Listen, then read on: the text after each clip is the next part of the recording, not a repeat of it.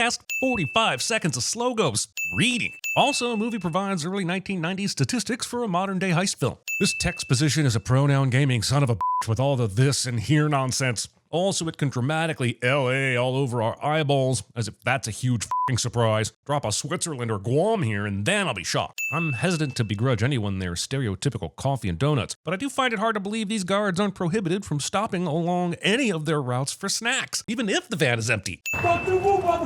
Calling someone a motherfucker when a simple dude or man or fellow citizen would do the trick without being so mean. Contact right! At first, this action scene is pretty easy to follow, with a cop car coming from the right followed by one coming from the left. But after the third cop car shows up, this becomes dudes firing guns the movie, and it just becomes pure noise of both sight and sound. Also, during this shootout, I'm surprised the screen doesn't show the wanted level star rating. Let's go, let's go, let's go! Hey man, I see the golden arches on the horizon too, but this is no time for a cheeseburger. Elon Musk. Unnecessary equipment tossing. All clear? Any GPS? It's one of the old models, man. We good. Isn't it a bit late to be asking that now? What if it hadn't been an older model? Apparently that was a possibility and one that should have been confirmed before stopping anywhere for longer than 60 seconds. Also, it feels more like the movie just didn't want to bother with the problems created if the truck did have GPS. It's stupid that this company doesn't have GPS required on their whole fleet. I was about to say, didn't this movie just give us the location as Wilmington? The entire movie has been providing text for specific locations in LA, such as Gardena and Hawthorne. And now the movie is giving character introductions via the same technique, and in my book is wrong for doing so. You're gonna have to zoom in a little bit so that I can see this San Pedro God damn it! It went right back to listing locations with the text. Of course, I was at work. It's funny because I got this text. Between cheating on his wife and a dozen other flaws, the movie will go just shy of showing Nick punting puppies into food processors in its mission to prove that he's not a conventional good guy. During this part of the movie, the detectives will manage to commit several sins in keeping the integrity of the crime scene, because I guess this movie is trying to be anti-nerd or something. Who needs integrity when you got balls?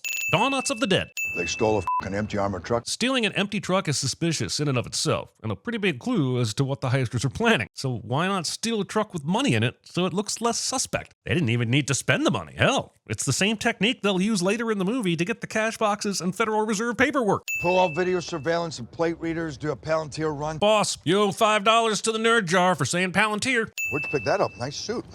Well, not with your shopping.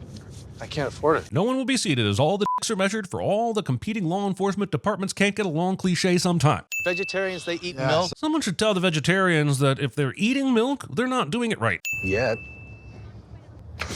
You pausing for dramatic effect? I need a Star Wars-esque crawl right now to let me know if I'm supposed to like Big Nick or not. It's okay, 3 paragraphs over a space background will suffice. The article on this website does a noble job actually talking about Nick O'Brien, but I have zero clue where it's going. It begins by saying, whatever intentions a sheriff had upon entry in the force is erased by the time he reaches the level of lead investigator, not Nick O'Brien. Absolutely nothing clarifies where we're going after that sentence. I assume James Joyce's Ulysses follows. Who's running this crew? Big Nick has been in 3 scenes so far and has consumed milk, a floor donut, and he's chewing on something here too. Did Butler have a pit clause added to his contract? What about Merriman? Holy shit. This is the first suspect they mention and it ends up being their man. I know he said there are only 2 or 3 guys that could pull this off, but good god damn, he nailed it in one guess. In a place that has enough bank robbers to rob a bank every 48 minutes, remember? Hey, we still got a tail in that Wilson kid?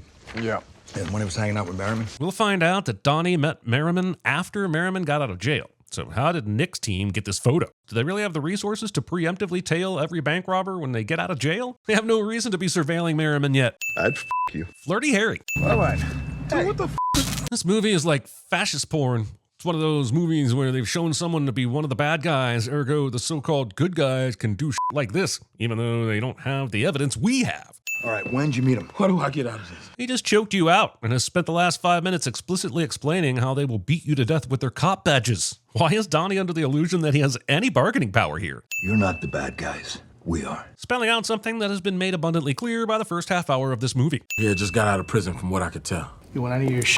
Amazing the detail Donnie recalls when talking about Merriman's release from prison, including the long walk leading outside and reuniting with his girlfriend. Also, I'm all for the show don't tell, but we've had show, tell, flashback, exposit, narration, and then more flashback crammed into the last 7 minutes. And it won't end here, which is why this heist movie is almost 2.5 hours long. Where'd you meet him? It was in Carson at the Hawaiian dude's house. Movie can't just take us straight to the meeting. We have to see him riding to the house, getting out of the truck, wasting our goddamn time, and watching everyone train for the Criminal Olympics. So you spent some time at Wayside. What they serve for breakfast on Fridays? $7 pancakes. This tidbit is enough to convince Merriman that Donnie has done the time he claims he has. As if this isn't a factoid a bartender could have easily picked up at a bar frequented by career criminals, or something an undercover cop would go through to bolster credibility. I want to put that seatbelt on. Ice Cube's Baby Driver.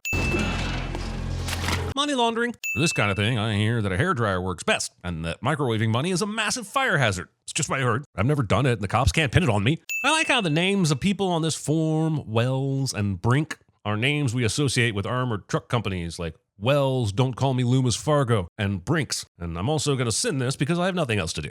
Horsepower, be at First and Central at 0800. Don't be late. So glad we end up spending 17 seconds showing Donnie getting picked up at the place Merriman told him he was going to pick him up. Not sure I could have put the pieces together otherwise. I f***ed around with the contrast settings on my TV for ages, but I just couldn't get the damn thing to show this guy's hair as the light brown red that his bio clearly states it is. F***ing Best Buy piece of crap. He's stationed at 29 Palms the same time Merriman was there. Interesting that you say that while referring to the computer monitor, since that information is nowhere on this page. Stand across the street and stare at the building for 2 minutes. You'll have security on your ass asking you politely to leave. But if you say go to an abandoned parking garage across the street from it, nobody cares. There have been 53 break-in attempts. Not one has got past the lobby. That's why we're gonna rob it. Are you saying the reason you're stealing from the Fed is because of the 53 failed attempts? Or is this just an odd way of saying regardless? At any one time, there's anywhere between $500 and $800 billion in there. Merriman explains in great detail that the Federal Reserve has a ton of money, is unheistable, and even if they did heist it, they wouldn't be able to spend the cash they heisted. All of which is great for the audience, but a big waste of time considering this isn't the money he's trying to steal. As soon as you enter the lobby, computers run you through every law enforcement database in the country. Oh, we're getting a Here's How We Heist montage. I am ready. Not only that, but they played football in high school at Long Beach Poly. Oh, double We're getting a Here's the People We Have to Take Down exposition dump too. The two conversations are interweaving back and forth like a dynamically expositional sex swing, and my erection can only barely keep up. The scene does not contain a lap dance. In the $100 count room alone, an average of $30 million is designated as unfit every day. If we can get to those unfit bills before they go to the shredders. This movie saw Heat, but then it also saw Mad Money with Katie Holmes and Diane Keaton and Queen Latifah. Then it saw Inside Man at the last minute, mashed all three together, and then looked up to the heavens and shouted, I am original! If we can get to those unfit bills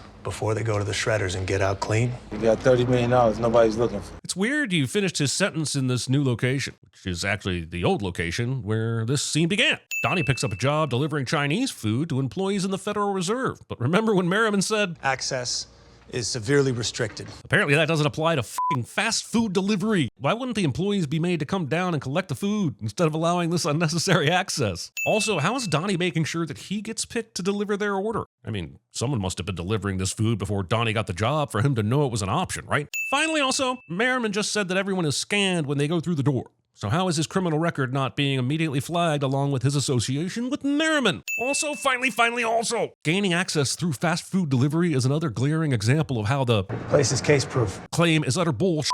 Fair's gotta eat too.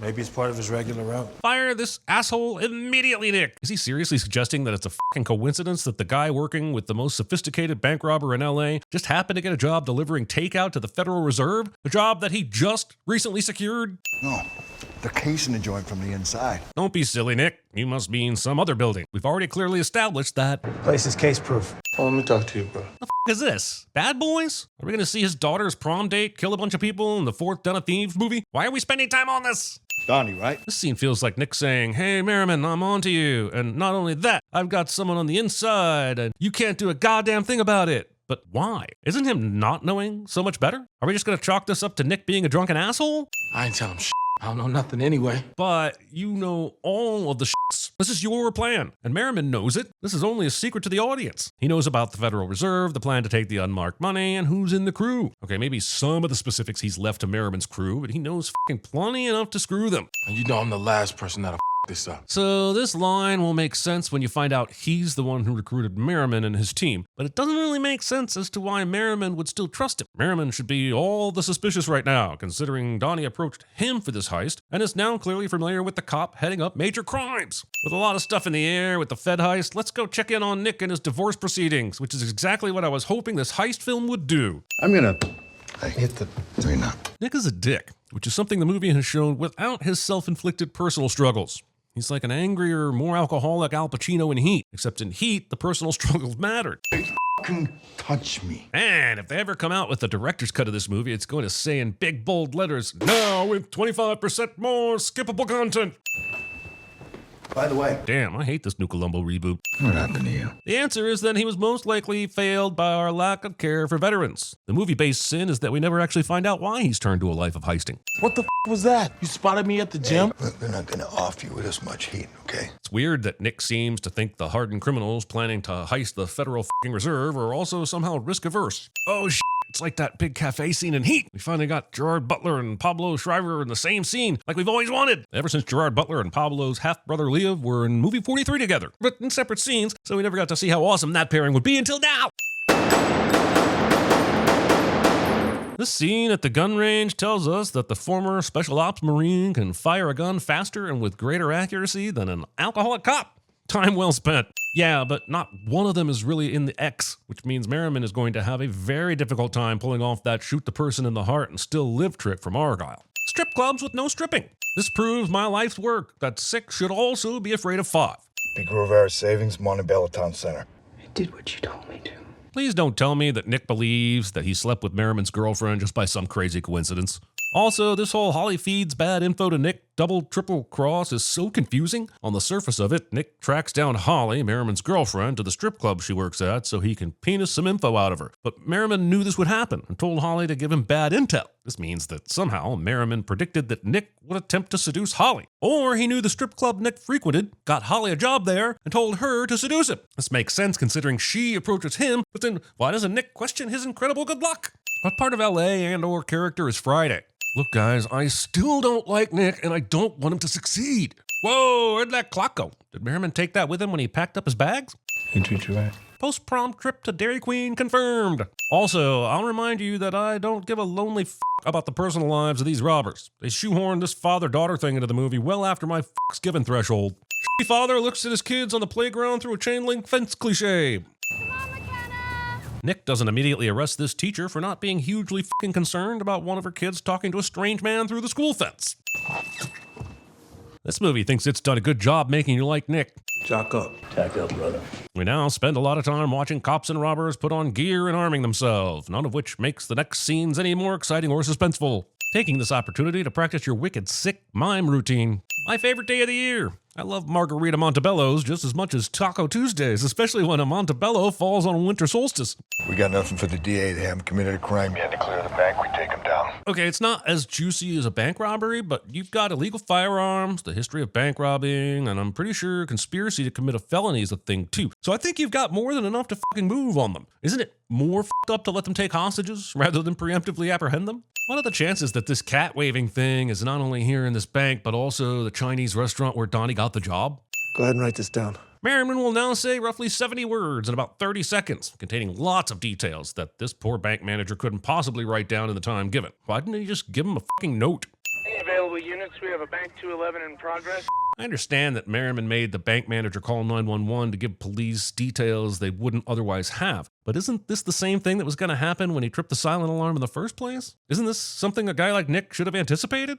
You get my number from Marcel? Why the f*** did you exchange numbers with her, Nick? Did you seriously see a bright future with the girlfriend of the heister you're about to take down? I forgot to schedule a drop with Pico Rivera Savings. What do you have open today? Appointment's at 2:45. That's in 2 minutes. Good thing, I guess they could schedule a same-day drop. This whole thing with Mac figuring out what to do with the drops at the Fed is not really explained all that well. So I guess I'll shrug and sin it.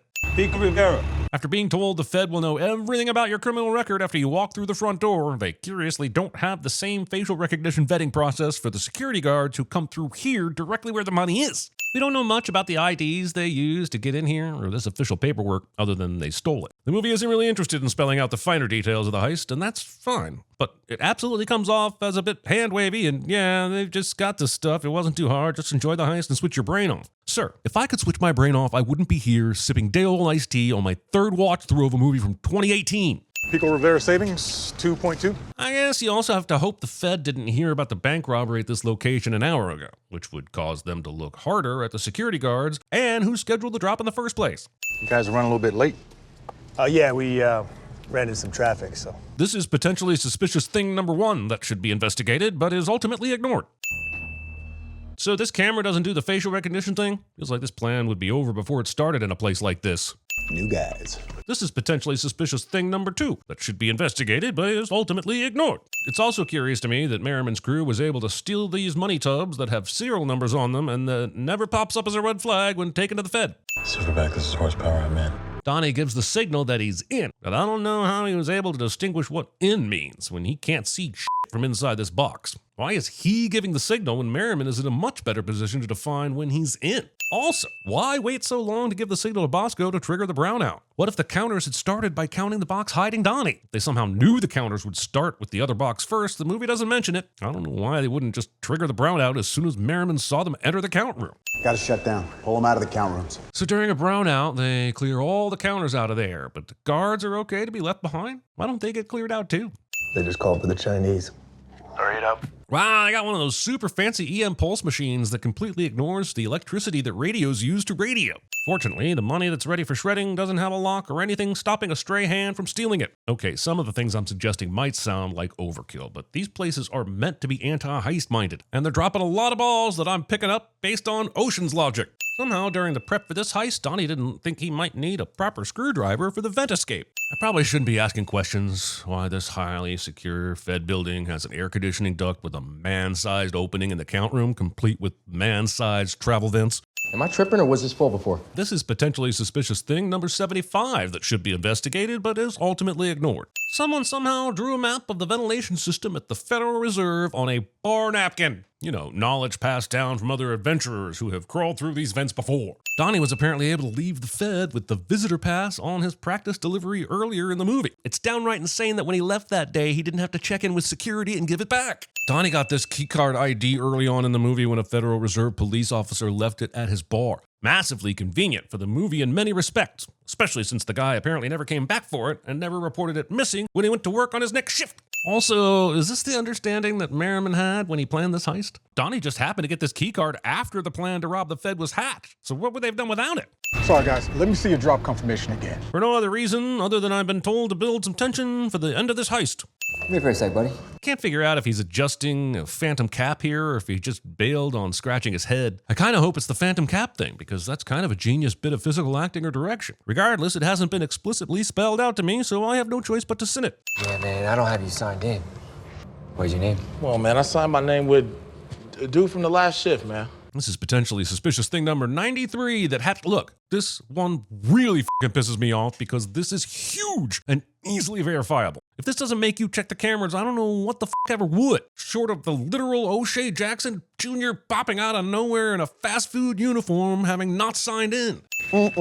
Yep, this is days-old Chinese food that's been sitting at a vent in a restroom. There's no telling how much poo particles drifted into this food. Also, the heist is almost foiled because of bad Chinese food, but only because they still charged her for it. They know this food is going to be bad, so why not apologize and give it to her for free? Also, do these ladies order Chinese food every day? Like, every day? What if they'd picked Italian or a burger that day? I guess he would have had to hang around in the vents until the next time they order Chinese food? You know, I think I would have respected that more. Wait, now he's allowed to walk out with the fucking visitor badge? He got away with not signing in and he got to keep his badge?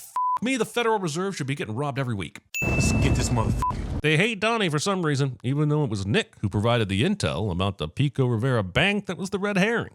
Horsepower is burned. What happened to the other two? They got burned. Well, not yet. You haven't even lit the match. Oh, you meant your co-conspirators. Whew. Glad things can't have double meanings, or I would have been confused. Eyes on suspects! Black four-door Suburban! Are you sure? I mean, there's like a billion black Suburbans out there, and you didn't even throw a possibly into that sentence. You're sending all your people after the first black Suburban you see in the area. Okay, we got him pinched in. We gotta move before it opens up. You do not. I know you have a tremendous hard-on for this, Nick, but advancing on perps that you know use military weapons in the middle of a traffic jam is f***ing criminal. Unlike a lot of other action movies I could mention, the action here is relatively easy to follow. However, it revels in its own gunfire for almost 10 minutes, and I don't have time for that sort of self-indulgence. Littering. Okay. Oh yeah, he has that daughter who's always uncomfortable around him. And more kids we never got the names of. This makes me sad somehow. You're in his hands now. Believing in God. Don't do it. Of the two Spartans in this scene, my money wasn't on the 49-year-old one from 500 BC winning the fight. So what, they were gonna make fucking snow globes? Like 10,000 of them? They were looking to clear 30 million, and even if these are some top-notch snow globes retailing at $100 each, they'd need to clear 300,000 at least. Yes, I know he wasn't being serious, but the last 10 minutes of gunfire hasn't given me a lot to talk about, and I'm getting antsy. Also, surprise! We'll find out that Donnie used this guy to intercept the money before the garbage truck that Merriman thinks has the money has a chance to collect it. But holy shit, that's risky. What if Merriman and his team hadn't been killed? What if they checked the bags as soon as they heisted them from the wrong truck? Donnie would have some serious explaining to do. His plan is far too dependent on Merriman and his professional crew getting wiped out. You gonna call Baracho's wife? Yeah. Seems a little premature to be asking her out, but nothing really surprises me about this asshole. You want a beer? Like 50. Shots keep him in last beer, okay?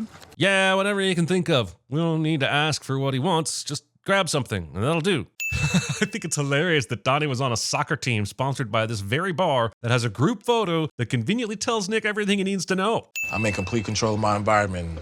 People don't even know. Nick does not remember Donnie saying this because he was way the f*** over here when Donnie said that earlier in the movie. Also, you cheeky sausage, you got me. But I do have some follow-up questions in the form of sins. Donnie claims to be in control, but he's relying on Merriman's team to pull this off. An element he very much can't control, as evidenced by Bosco f***ing up and killing a cop, which gets major crimes involved. If we roll back to Nick exposing Donnie at dinner, I'm not sure how Donnie could comfortably control not getting shot in the face and bathed in acid by a rightfully suspicious Merriman. But I think the biggest stroke of uncontrollable luck was making sure he got grabbed by Nick before he got picked up by the heist team. This is pretty crucial, considering his plan is for Merriman and crew to get killed so that he can get away with the money. How did he know that Nick was even onto them? He didn't slip him any info about the heist. He's just lucky that Nick figured out the Pico Rivera place was a red herring. Nope, I was wrong. I think the biggest stroke of you luck was this fucking visitor badge. This is one of those things Donnie conveniently collected over time, but under what circumstances would this visitor badge ever leave the Fed? These things should be strictly controlled, and I can't think of a scenario where one would be allowed to slip past the sign-in desk other than to deliberately facilitate a heist. King Fraulein. The surprise here is not that Donnie has been the mastermind behind this all along, but that Nick had no fucking clue this bar was near the Fed. And for you. Surprise me. I can do that. As long as it doesn't involve more than 3 sentences in this terrible English accent. You work across the street. Yeah. Diamond Exchange. Donnie is expecting everyone to do the same clumsy shit at this London Diamond Exchange and get all the same lucky breaks as before, because why not?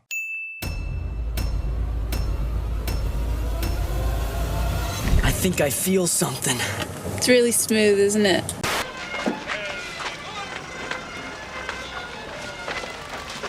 Find me that fucking truck. So who in the goddamn pitch hell stole that fucking truck? Oh, you're such a big bad lieutenant.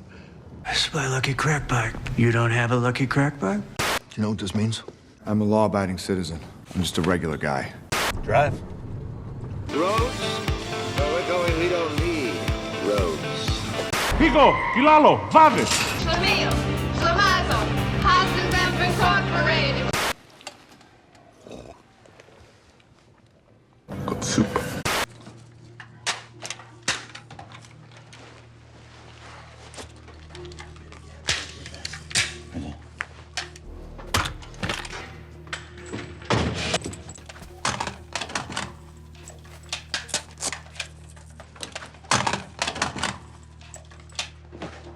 Listen up! We want to hurt no one. We're here for the bank's money, not your money. Your money is insured by the federal government. You're not going to lose a dime. Got me thinking. What if we just walk away? Well, now you're starting to talk. But then I was like, What's this? Why don't I own this? Bobby. There's gold in the Federal Reserve, and they took a shitload of it. Wait, what? They got burns. What do you mean? You don't be giving Marcellus Wallace's new bride a foot massage. Convince me and tell me every last back when I was in that barbershop quartet, Skokie, Illinois. Where's your head, Agent Kuyan? What we need to do is think. Think back. I'm sure you've heard many tall tales.